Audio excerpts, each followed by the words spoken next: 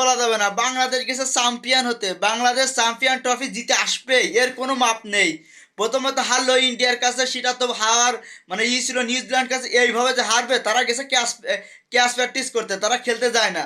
কি সুন্দর করে ক্যাচ দিতে আয়, যে ভালো বল করে না তারে কিভাবে ভালো বল করা শিখাতে আয়, তারা গেছে আছে এইগুলো করতে, মানে এক কথায় কোচিং করাতে গেছে। এইভাবে বাংলাদেশ হারবে, এতটা কষ্ট লাগে। তারা গেছে, আমরা হচ্ছে চ্যাম্পিয়ন্স ট্রফি মানে জিতার লক্ষ্যে যাইতাছি। আরে ভাই, আগে জিতে তো নে। এই বাংলাদেশের লোক হয়ে বাংলাদেশে খেলা দেখে এত যে কষ্ট লাগে, যে এইভাবে বাংলাদেশ হারবে, যে এইভাবে দেখতেও কষ্ট লাগে, খারাপও লাগে। এইভাবে বাংলাদেশে মানে তারা আছে জিতার জন্যই গেছে, তাকে যাও তাও তারা জিতেই আসবে। কই, একটা ম্যাচ দুইটা ম্যাচ গেলে একটা ম্যাচও জিততে পারলো না। এই বাংলাদেশ নাকি আবারই জিতে আসবে, এ করে আসবে, তা করে আসবে। আর শান্ত আফার কথা আর কি বলবো, তো সে তো কিছু, এই ম্যাচটা অনেক দিন পরে খুব ভালো খেললো, মোটামুটি ভালো খেলো, খুব ভালো না। আর তৈরি হৃদয় মানে একদিন খেলায় খেলে তার দায়িত্ব শেষ, তার দায়িত্ব শেষ, তার দায়িত্ব আর ওই আচ্ছা 2026 সালের এই পাশে সে আর দায়িত্ব নেবে না। এক ম্যাচ খেলেছে না, ইন্ডিয়ার বিপক্ষে 100 করেছে, আর কি লাগে তার।